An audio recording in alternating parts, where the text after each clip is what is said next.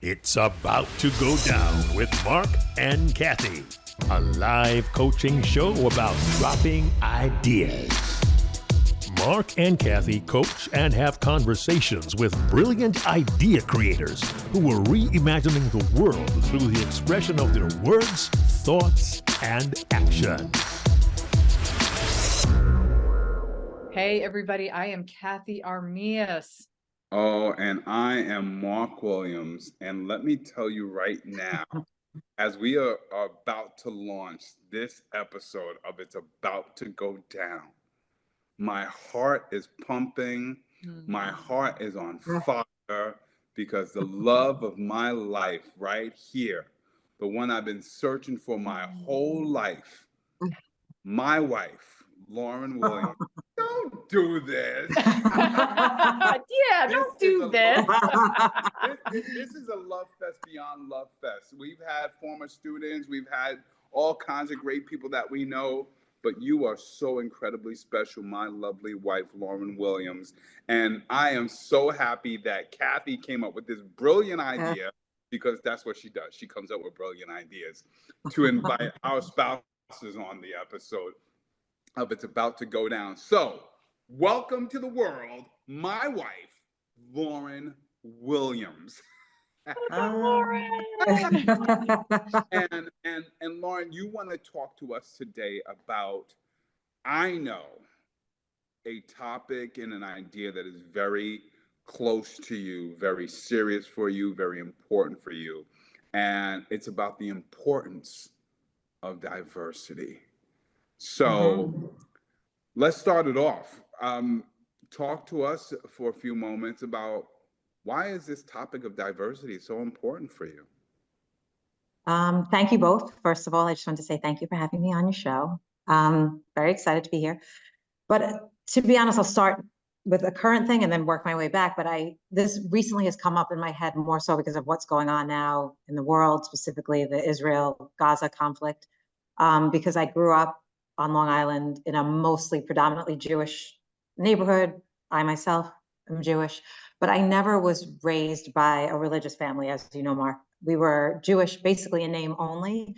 So we didn't really celebrate any of the Jewish holidays. We didn't practice much, but yet there was a lot of pressure to conform. Because I think for any group, and I'm sure you guys would agree, that when you grow up around only people who look and are the same culture, the same religion as you are, sometimes you see the worst of that community as opposed to being in a diverse community. So for me, I only saw one thing about Jewish people. As I've gotten older, I've realized I was completely wrong about it, but it almost turned me off to the religion, for better or for worse. And I do remember as a kid, like, we would be going to the mall on Yom Kippur, the highest, holiest of holidays for the Jewish community. And I would literally have my head down because I would see other families walking to synagogue and I was embarrassed. And for my parents, they didn't really get it. For them, it didn't matter. They knew they were both Jewish. But for me, it felt, I don't know, it just felt inauthentic. I never even felt comfortable going to a synagogue because I wasn't in one a lot growing up. So when I was there, I felt like an outsider. I actually felt more comfortable going to church with people than I did in a synagogue.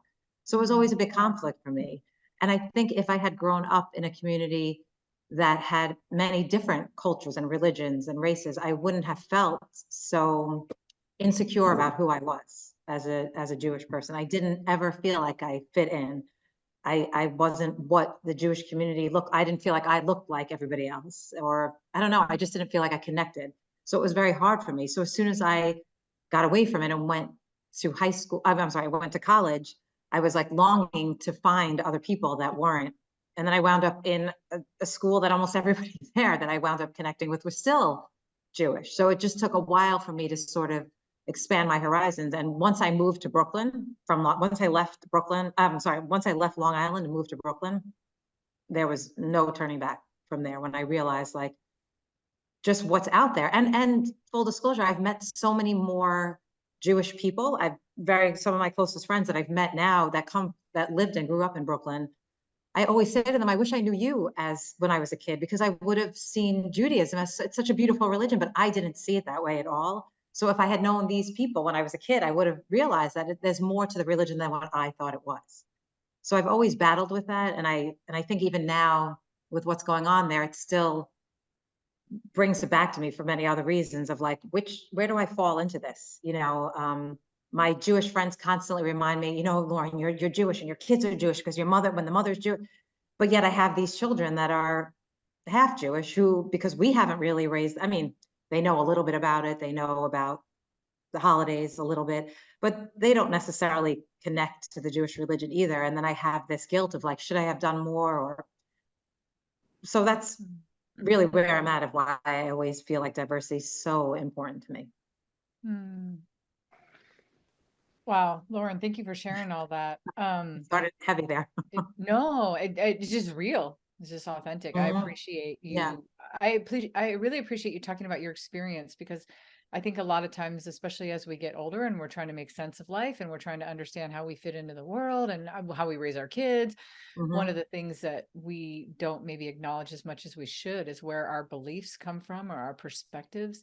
And so I appreciate that if you look at any topic or anything or any religion or any culture or anything, there's so many different perspectives and ways that people have had experience with that. So I don't know what you were thinking, Mark, but for me, that was the first thing that came up. Is I appreciate that you talked about it and even recognized it. What comes up for me is there's often a tendency to want to be around like people, right? People look like you, people share the same religion and identity. And quite often there's a sense of pride, right? You have a sense of pride in your identity, and you want to make sure that your culture continues to exist. And I find that sometimes that then conflicts with us stepping outside of our community. And what I found to be so fascinating about what you just said is, for everybody who is trying to, shall I say, keep or purify or whatever word you want to use, make sure that they keep their identity. What you just said is probably the best way to stay connected to your own identity is to explore other communities, right? Because you just said, like, being around everybody who looked the same, acted the same, did the same, it was like all kinds of things, negative association. But it was once you start connecting with other people, you felt more connected to your, let's call it, original identity. That's a fascinating twist on the importance of diversity that as long as I've known you, I've never thought of it. Never really thought of it. Yeah, I mean, I can only speak for my religion. I don't know if you guys heard the same messages growing up, but in the Jewish community, it's very huge. From the time I was young, it was, you marry Jewish, you keep, again, you never forget about the Holocaust, and you want to keep the Jewish community growing. So you marry, that was all, it was like ingrained in everybody's heads. And when I heard that, it almost, and I get it, I get where it's coming from. So I don't mean to come across as if I'm like judging people. Say, I understand why there was a need for it, but for me, I felt the opposite. And it annoyed every time I heard it. It didn't feel right for me. I didn't want to be told what to do because I just never really felt a total connection to it. And maybe it's because my parents chose, or for whatever reason, didn't really give me that faith, the Jewish faith. They didn't really instill it in me. So I saw it for different things instead of what it could be. So all of those, you have to marry Jewish. And this, I didn't feel that way at all. So it's interesting that you just said, oh, most cultures want to, and most people want to feel connected to their culture and keep it. I almost long to be away from it. I mean, honestly, changing my maiden name, and again, for anybody who's, I don't want to come across as like, my God, what a self-hating, because I understand it now. But at the time, I was like, fine. When we got married, I was like, oh, I didn't want to be known. My maiden name was, it was so obvious what it was, that I was Jewish, that I didn't want that identity. I wanted to be who I was. I wanted people to figure out who I was on my own. So I remember feeling like, oh, I'm getting this new name. It was like a new beginning. And there was some guilt from that also, of feeling like, am I abandoning more of the history from my parents and grandparents and so on? But I remember feeling that like relief of like, finally, I don't have to, when I say my name, feel that people are going to judge me in a certain way, which I really did feel. Mm, Yeah. wow. You know what? There's a lot of, whew, you made me think of how layered and complex some of these things that we can feel as a person. And you both of you said something that made me think about something that I've never thought until right now. Because I was running through my own identities. And Mark, when you were saying like it feels more comfortable to be around people that are like you. And then I was like, I don't have that experience. But then I was like, maybe it shows up in a different way. And so here's what I mean is your identity could be, for instance, if you're an athlete and you really love to play sports, your identity doesn't show up in the way you look as a person or what your culture or your background is, but you're like, oh, I love hanging around people. I feel most comfortable with people that also really like to play sports. Right. Mhm. Those I was thinking of some of the identities when I was growing up, and those in Los Angeles and coming there as like we moved from the Chicago area, and then I didn't know anybody, and then my parents got divorced. I felt that when I first started growing up, I felt that I was afraid. I didn't know who I was. I didn't know anything about my background and things that I would find out later. And so I just kind of tried to find my comfort and things that I enjoyed, and sports ended up being one of them. So it can also, No, that makes sense. right? So an identity could show up in a different way. And I never thought about, at that time, I wasn't thinking about, and I could understand, Lauren, yours 100%, like where you grew up and how you grew up and what you were around. You're hearing messages. I wasn't really hearing any messages at that moment. I wasn't hearing any messages that were coming across that strong. I'm curious, Mark, if how you like, were there things that you were exposed to when you were young that were giving you messages like that? No, definitely. And I can go two routes here. And so first of all, I'll talk about being Black, right? So growing up being Black, there's a certain expectations for the way, well, actually, I'll even say this. Growing up Black in a urban area, right? In a poor neighborhood, stereotypical city kid, there was already a stereotype about what types of girls you like or what types of boys you like and who do you have a crush on and who you shouldn't have a crush on. And you got to make sure that that's a nice Black girl you should be with, or whatever the case may be, right? There was sort of that same thing. And make sure you go to church, and there was these Black things, or even listening to Black music. I remember one of the first times somebody was like, "What are you listening to?" I think I was listening to the Thompson Twins. Hold me now. I think he told me this, right? Took you back. At least it wasn't the Chipmunks, Mark. I mean, Right. It could have easily been, right? I know that, right?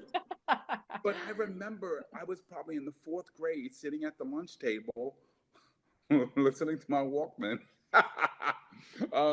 And some kid could overhear. I don't know if they overheard the song or just overheard me singing along. And it was like, "What are you listening to?" Right? And it was like, it's white music, and so there was this whole thing where it's like, nah, you don't, you're not supposed to do that, right? It's like you're crossing over, or you're selling out, or things of that nature. And so there was a lot of pressure around that. And yet, on the flip side, another conversation that I remember having was with 2 of my cousins, when they discovered that I liked to read, and that I was going to this, I was going to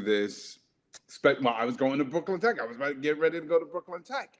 And then all of a sudden, it's like, wait, you're a bookworm, right? And you're hanging out with all these smart people and you're trying to sound smart. And so I had to feel a certain guilt about even wanting to be intellectual or reading books, like that was a bad thing. So it's very interesting about, this struggle with identity, because I have such a, yeah. And it just made me think of the story. yeah, and I love the point that you're still making, that like, even when you start to feel a certain way, once you start to get into the world of other people, you start to grow an appreciation, a deeper appreciation from where you're from.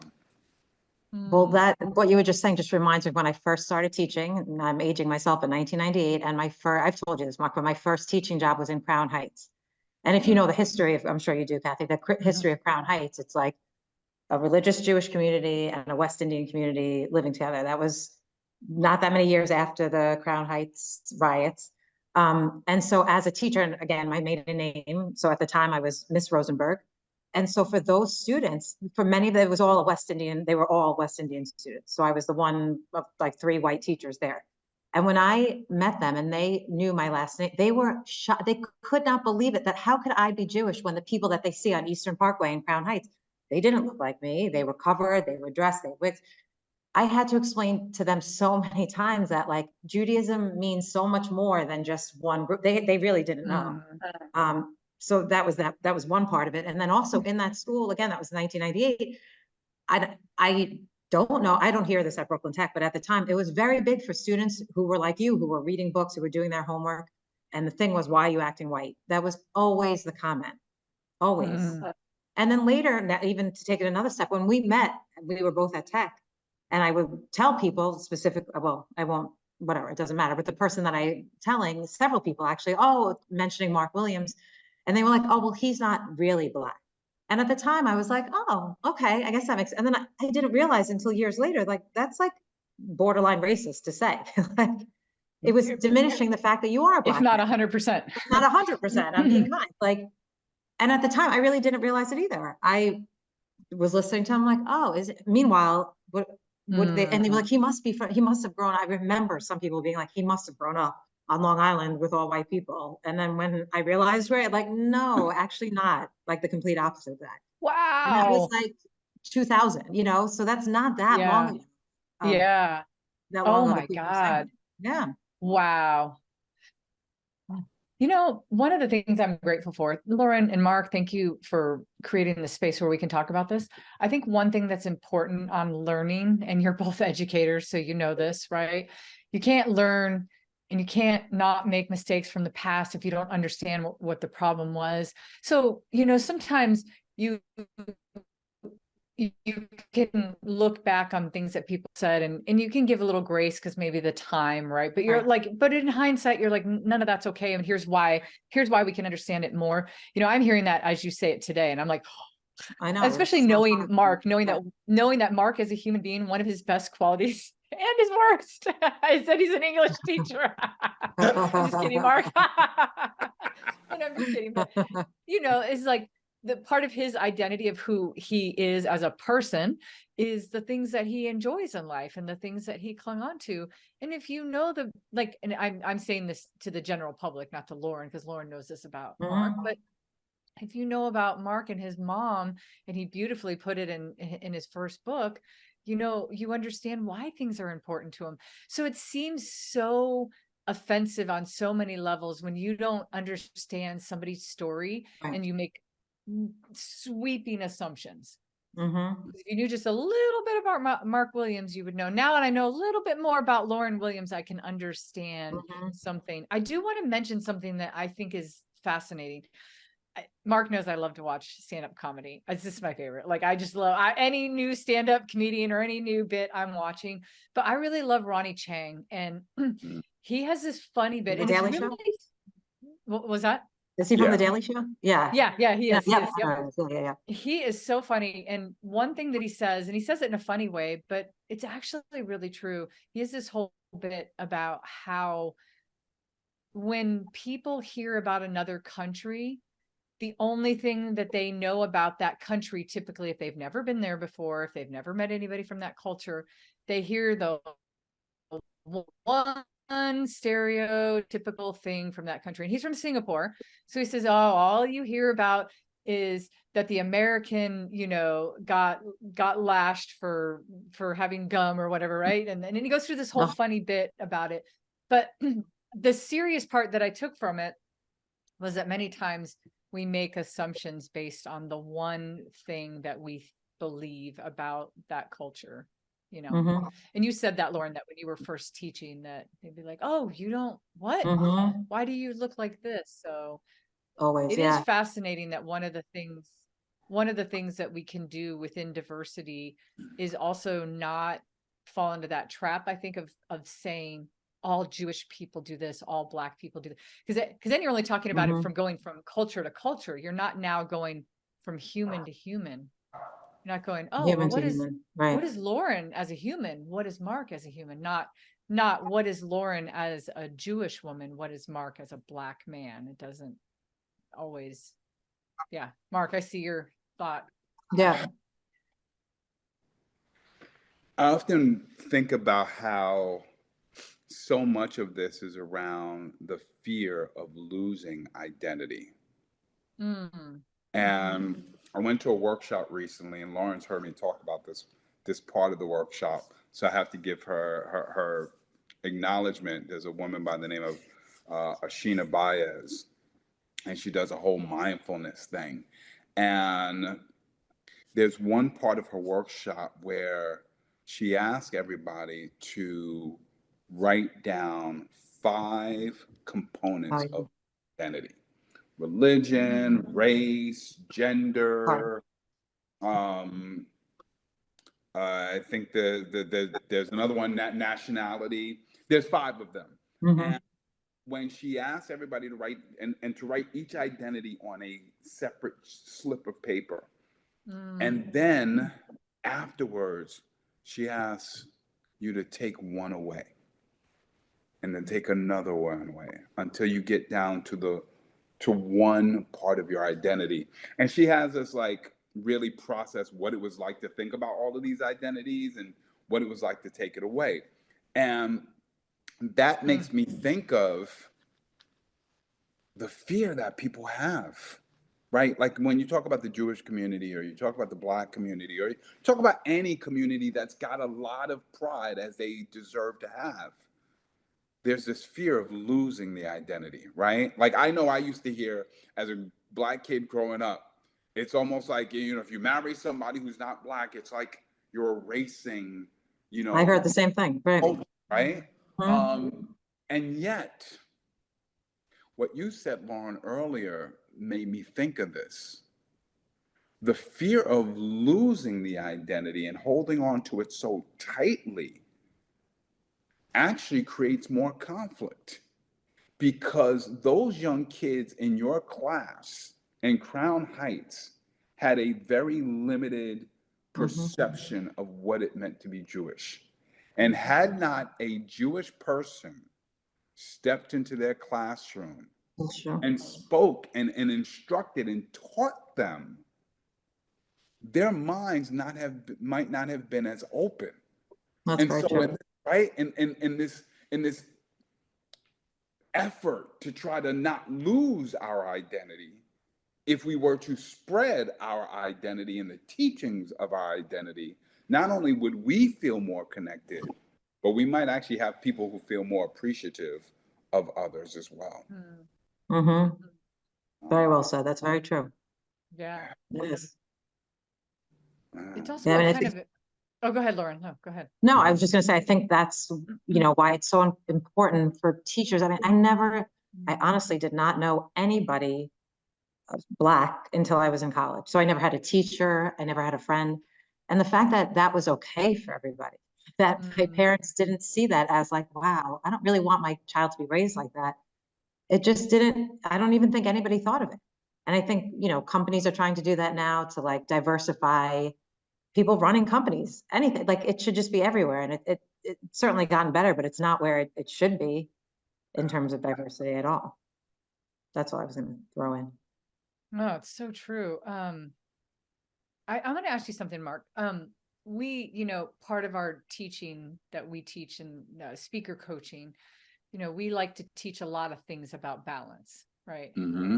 There's a lot of really good things you can do, Lauren, in speaking. Like, for instance, you could start off a speech with a question. But if you start bombarding your audience with a bunch of questions, it gets annoying, right? You don't want to like question. Yeah. And so anything that could be a good thing can also turn to be a bad thing if you use it too much or you go too far. I wonder if, I'm hearing both of you talk. It's really interesting to watch, to hear you both talk, to know you both, to know you're in love and married and have a beautiful family. And to hear Mm. you talk about this is like, I'm having this weird out of body experience right now where I feel like I'm levitating over the two of you. And it's really, it's a really I know. awesome thing because you both have had to tackle some hard beliefs, like, things that might have been ingrained in you. And what I wanted to ask you both, I wanted you both to answer this question because it started kind of appearing in my brain, is that I can understand on the one end when people in the Black community or people in the Jewish community are like, we don't want our culture to get erased. We want to keep all the beautiful things about our culture. And there's some good to that, right?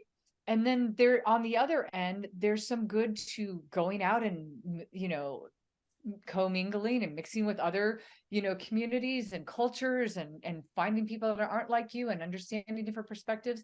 And I wonder if you went completely to that end and were like, I don't want to have anything to do with my culture, then that's not good. And then maybe if you go all the way over here and you're like, I don't want to have anything to do with any culture other than mine, maybe that is not good. I don't know. So what do you both think about that? Like, what is a good balance? That's I mean, I hear what you're saying because I understand, like I said, when I heard it as a kid about it's so important to keep the Jewish religion alive and to make sure that and I get all of that. And I don't, I don't want to have any disrespect to people who chose to live that. Most of my friends, like all married Jewish men, I get that. But I also just think it's important to not have the judgment that's there for those of us who chose not to do that. And that I felt like, I mean, listen, I think we're pretty open with the fact that like when I first introduced him to my parents, it was brutal. I mean, the things that were said and, at one point I thought I would never speak to my parents again. I really thought that was it. And God bless Mark, you have come such a long way with my mom. I mean, if we thought this 20 years ago, there's no way we would thought that you would be on the phone with calling her and saying, I love you. Like we didn't think that would happen. But it was some really horrific things that were said. And my parents were New York City public school teachers who taught in all Black communities. But, people don't always preach what they say. So when it came to their daughter, it was just so, and I think there were other comments and things said by other people that I just wish that you could do what you want to do, what you're comfortable with. But I hated the judgment that came along with what we went through. And full disclosure, I don't ever feel like I got that from your family at all. I was welcomed from day one. And unfortunately, I feel like, for better or for worse, that usually is what happens. I always felt and that's like in my teens, because again, I had never known a Black person in person, but I was in awe of Michael Jackson and Michael Jordan and Whitney Houston. So I always joked, I'm like, how did my parents not have a clue? Like, did they not come into my room when I was 16 and see the posters I had? Like, hello.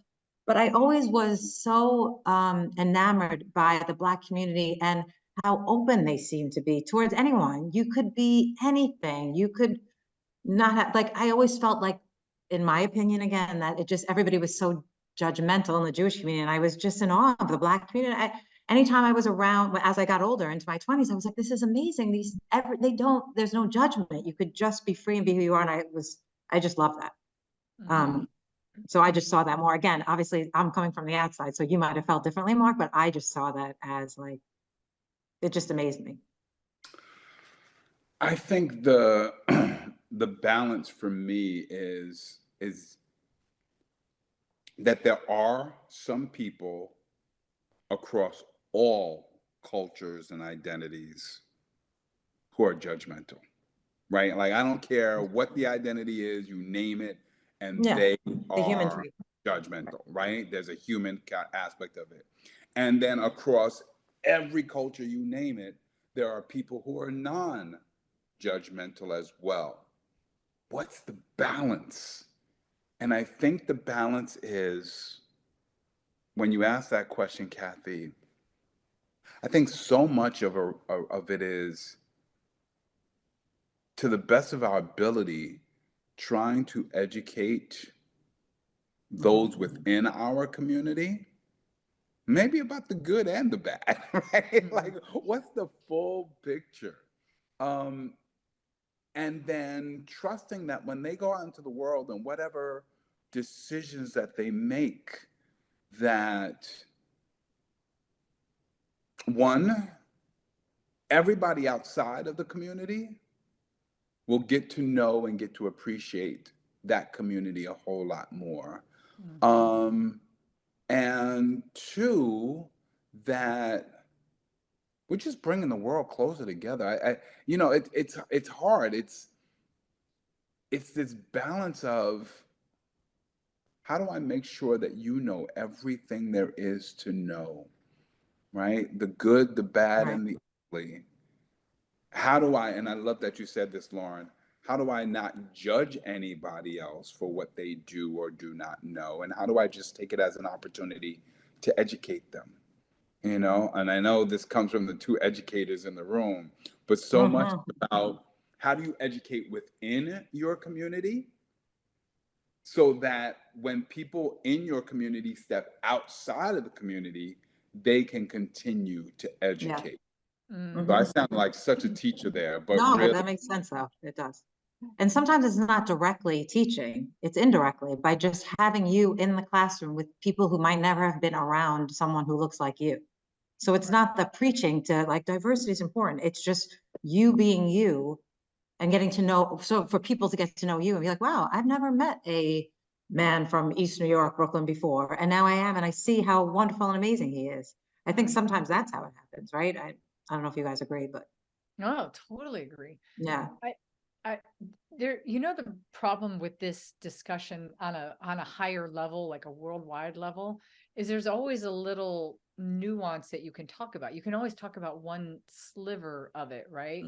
And there can be varying degrees of what people think, but there's so many little nuances to diversity, and how do you think about who you are and your identity, and how do you show up in the world with other identities. And Lauren, one of the things that you said that I love is that, like, I just didn't feel like I wanted to marry within my community, but I was just really hoping, like, I felt my heart, like I was really hoping people didn't judge me for that, and I don't want to judge anybody else if they do.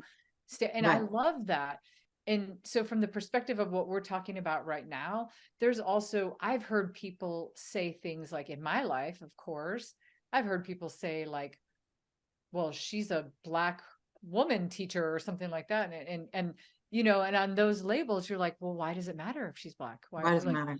Why would it matter? But on the conversation that we're having, it is not like, it's like, oh, it's so good. But sometimes people will talk about people and describe. And then sometimes people get really sensitive. Also, my sister just went through, Mark, you know this, right? My sister was going through this thing in Texas. She decided to take this, I forgot what it's called, like the Citizens Academy. It's kind of cool, actually. You get to go around every week, and you get to go to a different part of what the city is doing. And so you go to the fire, and just yesterday she went to the 911 dispatch. And so she gets to see, she's there for like an hour and a half and gets to see how they run it and everything, right? And she's like, it is super critical on a 911 call. She's like, I think they always portray it on the movies that they say, what is your emergency? They don't. They say, where is the emergency happening? That, because if it gets cut off, they need to know that first. They need to know where, right? And I was like, that's fascinating. Yeah. Fascinating. You don't think about it, right? Then some of the details, and she said, oh, the operators have to be one of the training things that you have to be good at is really multitasking, because you're having to ask the right questions, engage, but you're having to send information real time to either the police or to the EMT or the fire department, whoever, right? And you're having to do all these things. And, one of the things that has to come up is description. You have to describe people. One will come up and it'll be like, there's a woman that just got shot in a house and her kid witnessed it. And we need to know where the perpetrator is, or the person that apparently did it. And we need to know what he looks like. We need to know where he's at, so there's these other ways, right? And it's fascinating to me that sometimes we can blur a lot of identities. Sometimes there's a technical identity, but we bring that technical identity into other areas where they don't belong. Right. Mm-hmm. I don't know. I know it was a really long-winded way to say that, but it's kind of like, No, it's but I'm so just sitting here true. thinking that, like, I think that what your sister did, I feel like we should all have to do that, because Oh we my all God, I have want, these preconceived notions of what other people do and their jobs. I just that's a think, whole nother, that's even a whole yeah. nother I'm thing, sorry, I because was, no, yeah, it's a good thing. No, I'm glad you brought it up. yeah, It's a whole nother thing, because I've never, I don't know, Mark knows this about me. I am always like a militant middle person. I always have been my whole life, because I'm like, yeah, I see a lot of what maybe police officers are doing really bad. I can 100% get behind that. But I know that there's police officers out there that are having to deal with some crazy yeah, stuff. And, and so there's always, like you said, I mean, Mark, you just said it beautifully too. You said there's going to be people within any segmented group of yeah, people. So now we might be talking about law enforcement, or, something else that are good, and they do really good things, and they have yeah, a really good heart, and they got into that for really good reasons. And other people might have gotten into it because they like power, right, and they start to abuse it. So that's, I guess all I'm saying as an overall is, there's yeah. a lot of nuanced, you know, components to it. It's been interesting also, like, just from being in this world now of, you know, obviously being Jewish, married to a Black man, raising biracial kids. So it's like seeing both worlds. And it just makes me think, Mark, the story years ago, my friend gave me a gift certificate to like a nail salon, hair salon, in like a relatively, I don't even know why I wound up there, but it was in a relatively religious Jewish community in Brooklyn. All right, no big deal. It was over the summer. I took Dylan, who was like 3 years old at the time. I had no childcare. I took him with me. Okay, he'll sit with me. And she convinced me to do my eyebrows. She's like, he could just sit out here, whatever. She takes me into the room. And as she's doing them, she's like, is that your child? And obviously, you could tell Dylan was not, white. And I said, yeah, it is. And she was like, you Jewish? She was Jewish. And she said, are you Jewish? And I'm like, yeah. And then she said, God will forgive you for marrying a Black man. Now, I could not get up and leave at that moment because she's like working on my eyebrows. So I was like, Or you would have okay, no like, I eyebrows to really, this day. like, I felt myself, like, I wanted to start crying. And Yeah. I'm so mad to this day. I should have said something to the owner when I left and paid. I'm like, I'm so mad that I didn't say anything. And I just wanted to get out of there so fast. But I guess it just amazed me, the comfort level that she had to say that. And I think I might have said to her, like, no, I'm actually fine. Like, it just that haunts me to this day that was said. And then it's also funny because I've been I remember taking all the kids, well, Jordan and Dylan, to get a haircut in a, typical barbershop where I was the only white person there, no big deal. But the gentleman who was cutting the hair, I guess his landlord must have been a Jewish man. And the comments that were made, now they had no idea. I'm just sitting there as this mom taking a kid. Yeah. So it's funny that you can kind of infiltrate both worlds and see positive and negatives on both sides, because the comments were like completely like anti-Semitic, inappropriate. I think he was really generally directing it towards the fact that this landlord of his building was all he knew. So he saw this man that wasn't treating him right. But it was just interesting sitting there thinking, like, he has no idea that, he's saying. So I feel like seeing it on both sides, just how, it happens. People have their preconceived notions. There's a phrase that you just said that for me stood out. It's all he knew, or it's all she knew, or it's all they knew. And it's so interesting to me how there are many people who live their lives based on what they know. And they think they know enough about another identity to then make judgments about it. And it's, how do you get people to even want to learn more beyond what they think they know? Yeah. Yeah. I don't know the answer to that. I wish we did. And the older, yeah, right. And Yeah. if we had the answer, boy. If we had the answers, we'd be doing a lot more than this. Yeah. Yeah. Makes me think too, we're all at an age where we've lived life long enough to we're raising families, and like your perspective in life changes so much as you get older, especially the Mhm. more that you're willing to be open about things. Like So true. Lauren, you Yeah. and Mark are such open, awesome. You're educators of life as much as you are educators of education. Like you both like live your life that way.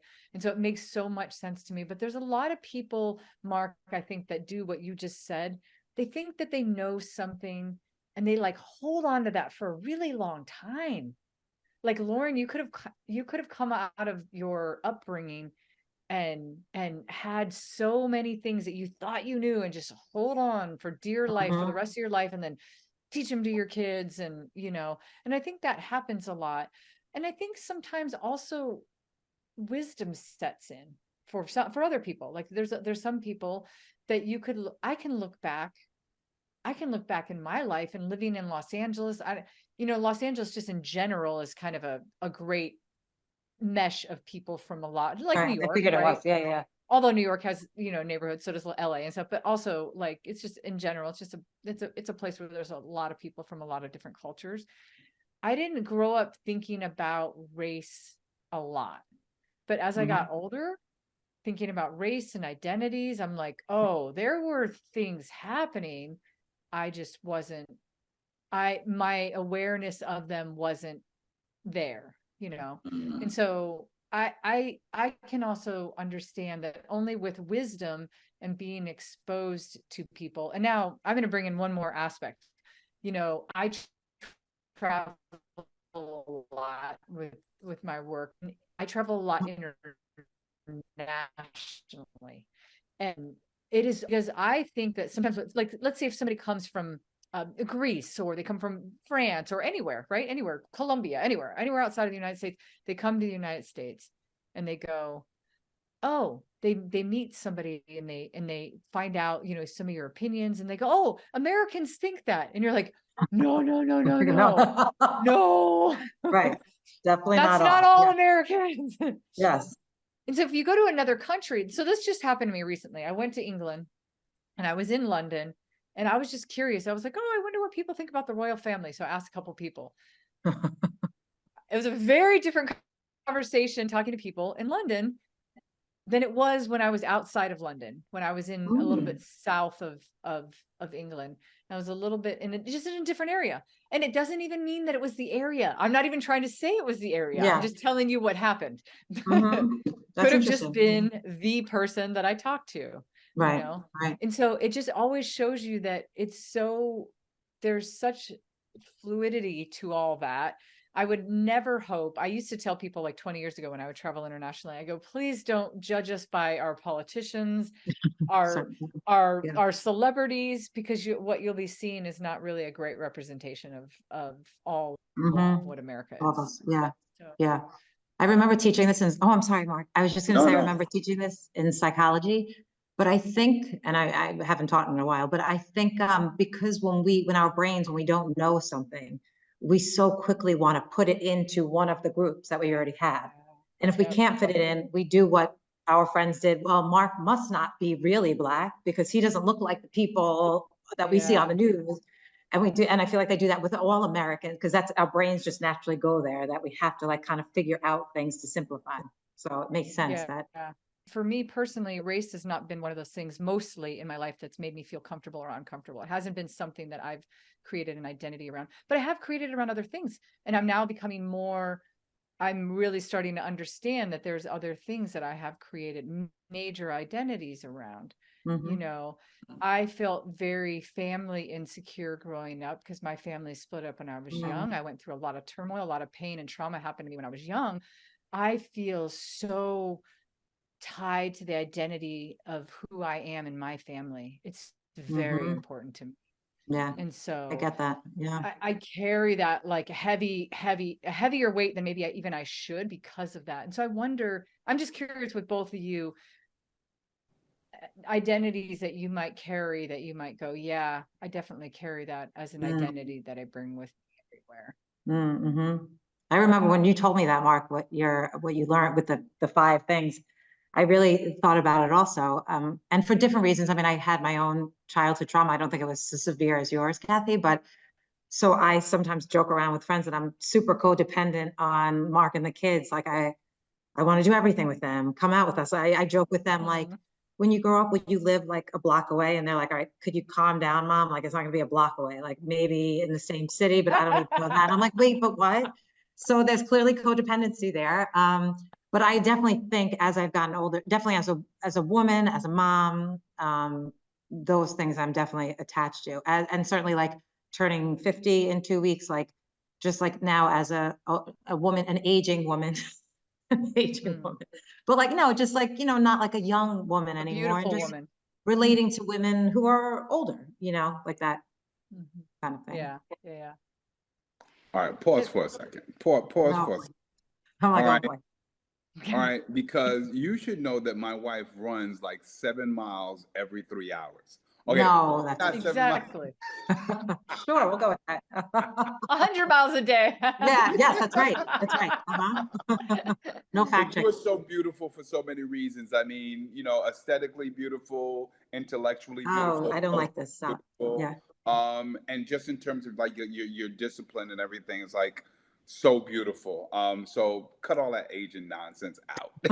Hold on. Sorry. I'm going to make you more uncomfortable, Lauren. I have Oh, to. boy. Sorry. I Please. met Mark and I felt that thing with Mark that I've had with a couple of very few friends. I'd say Mark is in a club with like maybe less than 10 other people that when I met them, I was like, wow, we're going to be friends for life. Right. And, that doesn't always translate to the person's spouse. You meet that person and it's just like you meet that person, you don't know anything about their spouse. Lauren, Right. I met you and I was I like, know. Mark, maybe I have to be friends with Lauren. I'm so sorry. Like, I felt the same way. I know. just the beautiful, and I agree with you, Mark. Like one of the things that, and I'm not trying to tell you how to feel, Lauren. This is not me trying to give you. I'm just telling you from No, I our know. perspective. Like we love you, and so some of the things that I understand, some of the identities that we struggle with. I struggle with the same things you say. By the way, Yeah. I struggle with aging and same. I struggle with my position in my family and how it shifted from being the younger generation to the Yeah, older you're like, generation. oh, yeah. And all it these does. things, right? So I struggle with the same, but I just do want to tell you from my perspective and knowing you that you are a beautiful, beautiful, beautiful person. You are a wonderful mother. You are great. You and Mark make this amazing family unit. I love when we're on our calls. And this is kind of fun for the audience because we get the behind the scenes of the behind the scenes of the behind the scenes, right? Like Mark will be on a call and then he'll be like, yo, I'm sorry, everybody. I got to go. Family dinner time. Like, and I'm like, Mark needs to go do his thing, y'all. Like, stop talking to him. For the record, I don't put pressure. There's no pressure on my end. Okay. No, I know. it comes from No, his that's sweet. love, right? Yes. And I genuinely Sweet. know that about Mark. So anyway, I share that same love with Lauren. When I met you, Lauren, I was like, so much love. Well, I appreciate you guys saying. Oh, no, absolutely. Well, here's what you remind me of when you talk about identities. I identify with that word family so much. Lauren makes fun of me, right? Because there are certain people, it's like, that's your brother or that's your good friend. Like, or when I was a teacher, right? They were my kids, my children. And I just identify so much with the word family. Cathey is my sister. I say that with so much love and pride, right? But not everybody adopts their friends as their siblings. But Right. That's a very important part of my identity, to be a part of my family, But then as you think about it deeper, right? There's still a part of me that identifies with that poor kid, right? And so, what I think about how people are spending their money or using their money. I mean, even with our own children, it's like, No, I was going to bring that up. He's that dad.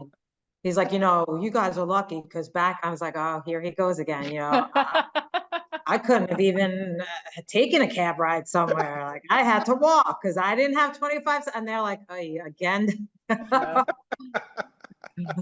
And you have good shoes to be able to walk in, right?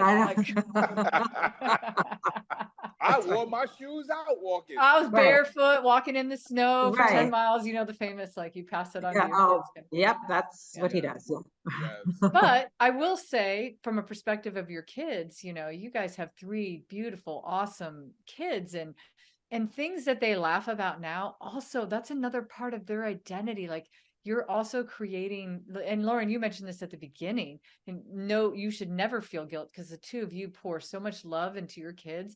And there's things that they laugh at you. Mark, they laugh because you're loud, like, but guess what? When they have kids someday and they're raising their own kids, what are they going to bring in? You know what? I heard my dad say so many times, I heard my dad say this, but you know what? I also knew that my mom and dad wanted a different life for me and for my siblings. I don't know. It's just, I love that piece of life too, because you have so much control over how much love you can put into the people around you. Yeah. That just made me think when we were first, engaged, or just when we first started dating, and that was everyone who was against us. Their thing would be like, I mean, the kids, it's just, you're going to have children and it's going to be so, remember that? It was like, it's going to be so hard. You're torturing children to have biracial children. And I'm like, there has never, and listen, everybody struggles, but never once between us, because that was also like, how could you and Mark, I mean, there's going to be so many fights about it. Like, never once in any argument, any disagreement we've had it ever, and for the kids, have they ever come home saying, I am not sure of my identity. Like, and maybe that's because we raised them in Brooklyn. I don't know, but like, that's never, ever been a thing. Yeah. Yeah. Just all the hate. I can see that from you too, though. Like that, that's where I'm saying too, is part of the identity. And again, Lauren, you talked about that, but part of your identity comes from the most important things in your life. Your parental units, your school, like things that when you're growing up at a young age, you only have so much visibility to the world, and whatever it is that you can see and hear, you're being influenced by, for sure. Mm-hmm. So I can see that. I got to tell you, here's what this brings up for me. Identity is a singular word, but we are not, any of us, an identity. Yeah. Right. I even think about this exercise that I was talking about, and it's like, in so many ways we could break it down to 5, but the truth is, I also remember being in a college class, and the professor gave us a few moments, asked her to write numbers 1 to 20, and next to each number, write down a different part of your identity. And the truth is, you could probably expand that to 20, 30, 40, 50. Yeah. And to me, that's a part of the unclumpness, right? That we are so beyond one individual identity. And if we could see that in ourselves, and if we could see that in other people, maybe that would help us to, unclump and unjudge people. I don't know. But I think about my aunt Naima, may she rest in peace. And I remember she said to me one day, she goes, when we were talking about your parents and everything, and again, I love your mom. That's come a long way. Yeah, she loves. I think she loves you more than me now, to be honest. He really won her over, huh? I guess. Big time. And I think so much of what my aunt Naima said always sticks in my head. She goes, just keep being who you are, right? And when people get to know you, right? And if I may put these words in her mouth, when people get to know all the different parts of who you are, not just the one part. Not the one part. Get stuck on the one part, right? But when they get to know all of the different parts. So what if everybody could just try to get to know more of the parts of an individual? Oh my God, that is so brilliant. So if you think about everybody you know in your life, and you're like, if I had to write a list from 1 to 20 and say 20 things about that person, it should, you should understand that the 20 things are probably 20 things that could be part of their identities. And it's part of, all those are little fragments of who they are and what they cherish and what they love and what they've experienced and what their family is like. And, And you know what probably wouldn't be one of them? What their race is. Right. That's not right. That wouldn't 100%. Even be on the top 100. Like it's never right. If that's so true. That would be kind of a fun experiment to do with kids. If you told kids, like, write down 20 things about yourself, probably the race would never come into it. No, they'd be like, oh, I love candy, I love watching sports, I collect basketball video games cards, I love video games, I love Air Jordans, like right, yeah, it's true. I live in Brooklyn, I live in Portland, or whatever, right? Yeah. it That's very true. probably wouldn't make it on the list, or very few, maybe some instances where they live in a home where they've been taught, or Sure. there've been a Mhm. heavy emphasis on Mhm. that part of the identity, maybe they would, but for most kids, I wouldn't think so. You're right. That's interesting. Ooh, Mhm. well, Wow. Yeah. well, I don't know. I feel like we came to a very high crescendo on that, Mark, because I feel like I feel like we were saying that the whole time, but then you put it to words, and I thought that was Mhm. beautiful. I Mm. really like the way you put that together. But so, Lauren, I'll ask you, because coming from your perspective, you came on here with this idea. First of all, thanks for sharing it. Sometimes I think it can be hard to talk about this, and I appreciate that you just were open and vulnerable. But what are some of your wrap up thoughts on, like, we just had this conversation, we went so many directions. I was thinking, you're gonna laugh. I'm like, the three of us need to take this on the road. I mean, I'm half kidding, but I'm half like, I feel like if we could go places and like talk to people and just be open, because we're all so open about all of this stuff.